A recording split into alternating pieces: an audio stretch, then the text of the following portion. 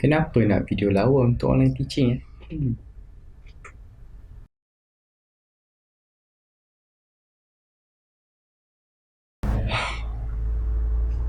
Assalamualaikum dan hai, nama saya Hafiz. Kita dah tonton perbezaan antara video yang kualiti bagus dan kualiti yang kurang bagus. Sebenarnya untuk dapatkan kualiti video yang bagus, tak perlukan kos yang tinggi, hanya perlu guna apa yang ada saja kat rumah. Dan kalau seorang tu nak spend sedikit wang untuk peralatan, saya rasa berbaloi. Contohnya, kalau para pendidik spend sedikit masa dan tenaga untuk cantikkan video dia, pasti pelajar dan anak murid dia akan tertarik dan fokus kepada video dia. Manakala musim PKP, ramai para pendidik kena mengajar dalam talian. Jadi video ni saya akan bantu tingkatkan kualiti video online. Saya akan guna barang-barang yang memang dah ada kat rumah, dan barang-barang yang saya akan sebut pun saya akan listkan dalam description untuk siapa yang berminat untuk beli. Dalam video ni saya akan bahagi pada 5 bahagian. Saya akan cerita tentang bagaimana nak set up workspace yang ideal, kualiti cahaya, kualiti audio, peralatan yang dapat membantu guru-guru, dan aplikasi yang berguna. Memandangkan online teaching perlu dibuat di rumah, jadi tempat kerja yang jauh daripada gangguan sangat penting. Jadi saya jadikan bilik saya untuk jadi workspace untuk online teaching. Saya guna meja IKEA kakak saya punya. Betul-betul saya letak di hadapan tingkap supaya dapat cahaya daripada matahari. Untuk hiasan saya letak tumbuhan palsu, buku-buku yang saya minat.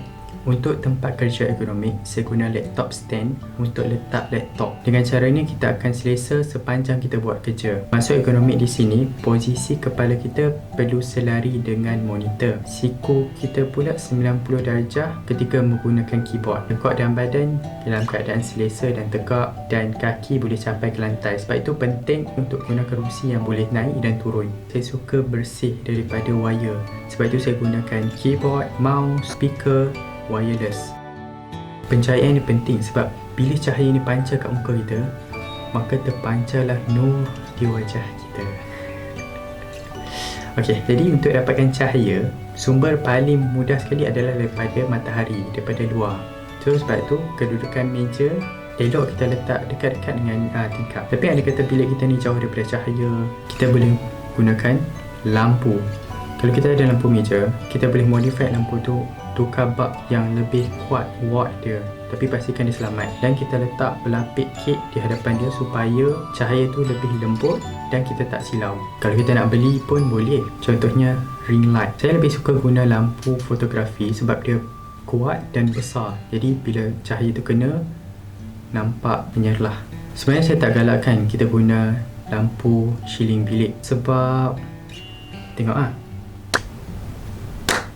buruk kan. Untuk bagi penambah rasa, kita boleh tambah juga lampu background, contohnya lampu berwarna kuning, lampu biru, merah ke apa-apa saja warna. Dan saya juga letak lampu belakang yang pancar dekat saya supaya saya terpisah daripada background. Kalau video kita buruk sekalipun tapi audio elok, pasti akan ada orang dengar. Tapi kalau video kita cantik sekalipun tapi audio sangatlah buruk, takkan ada orang nak tonton. Setiap peranti, contohnya smartphone, laptop, dah pun ada internal microphone di dalamnya, tetapi kualiti audio yang dihasilkan tak begitu bagus.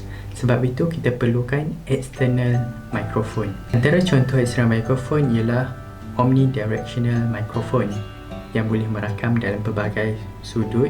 Didatangkan dengan klip sebab perlu letak sedekat yang mungkin, biasanya orang letak di bahagian baju. Kemudian kita ada cardioid microphone yang lebih sensitif merakam di bahagian depan. Ini adalah model Boya, ya, bukan Boya, B-O-Y-A, Boya MM1. Sebabkan dia lebih sensitif, kita boleh letak agak jauh di atas meja tanpa perlu klip di baju. Kalau kita tak mau beli mana-mana external microphone, kita boleh pakai earphone yang kita dapat free masa beli smartphone. Cuma kualiti tak begitu bagus macam earphone yang saya sebutkan tadi. Kalau kita nak privacy, tak mahu suara daripada laptop tu didengari, kita carakan beli headset yang didatangkan dengan external microphone. Kita boleh pilih yang berkualiti sikit supaya bila kita pakai, kita boleh tahan berjam-jam. Sebab tu headset ni bukan saja diminati oleh pendidik, tapi juga oleh anak-anak pendidik kerana ia adalah headset gamers. Okey, mungkin anda tertanya, beza sangat ke suara pakai external microphone ke tak pakai? Okey, mari kita cuba setiap microphone yang saya sebutkan tadi. Tahun RM1 terbang melayang, terhenti hinggap di ranting mati. Bukan ringgit dipandang orang, tapi memandang budi dan bahasa. Apabila mencari buah nangka, tentu ingat getahnya lekat. Apabila hati sudah terluka, perlu diingat petahnya lambat. Orang hulu menebang jati, orang darat menetap palas. Kalau nak tahu budi sejati, tidak berhajat minta dibalas. Apa guna berkain batik kalau tidak berbaju kasar? Apa guna memandang cantik kalau tidak berbudi bahasa? Kalau kita set up tempat cahaya audio dengan bagus, tapi pemilihan kamera kita tidak bagus, terutamanya kita pakai kamera daripada laptop, video kita akan spoil. Lepas tu saya suggestkan kita pakai webcam. Tapi jangan risau, kalau kita tak mau beli webcam, kita boleh gunakan phone sebagai webcam. Cara dia sangat mudah. Yang pertama sekali, anda perlu download aplikasi namanya Airion di dalam laptop dan juga phone. Lepas download dan install, pasangkan kabel smartphone dan sambungkan kepada laptop. Pasang aplikasi tu dalam smartphone dan juga laptop, dan boom, boleh guna. Setengah guru, contohnya guru fizik, guru kimia, guru matematik, perlu menulis semasa mengajar. Cara sangat mudah. Kita ambil smartphone yang kita jadikan webcam tadi dan halakan ke kertas kosong dan kita lukis atau tulis. Kat sini saya guna tripod yang sedia ada dan ubah suai supaya dapat view daripada atas. Tapi untuk mudah lagi, anda boleh beli adjustable phone holder. Bagi guru yang nak lukis secara digital, anda boleh guna drawing tablet, dan aplikasi yang saya suka guna untuk melukis ialah the AWW, a web whiteboard. Percuma.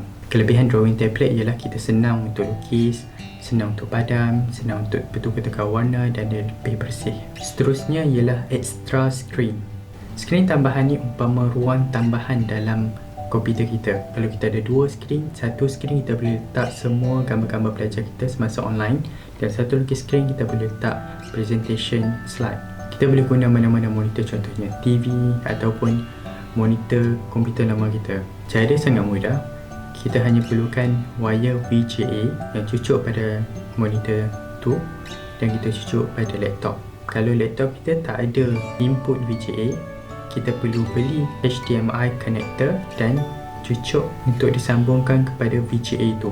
Kita boleh letak monitor tu atas meja macam tu je, ataupun kita pasang pada adjustable monitor holder. Monitor holder ni boleh gerak ikut keselesaan yang kita nak. Sebelum saya sentuh aplikasi, saya assume para pendidik telah pun guna online platform seperti Google Classroom, Google Meet, Skype, Zoom dan sebagainya, dan tahu bahawa setiap online platform ni boleh share screen. Okey, baik. Di dalam kelas, pelajar-pelajar boleh tengok whiteboard ataupun blackboard dan guru berselang-seli. Tetapi dalam online platform, pelajar hanya boleh tengok satu je, sama ada guru ataupun slide. Jadi untuk dapatkan suasana macam dalam kelas walaupun bukan 100%, kita boleh gunakan Loom. Okey, aplikasi Loom ni membolehkan kita split muka dan juga slide yang kita nak tayang berada dalam satu skrin yang sama. Itu sahaja sedikit perkongsian daripada saya. Saya harap video ni dapat memberi manfaat kepada para pendidik, dan kalau ia bagus, bolehlah share kepada rakan-rakan, dan kalau ada cadangan untuk video lain, bolehlah komen di bawah. Sekian, Assalamualaikum warahmatullahi wabarakatuh.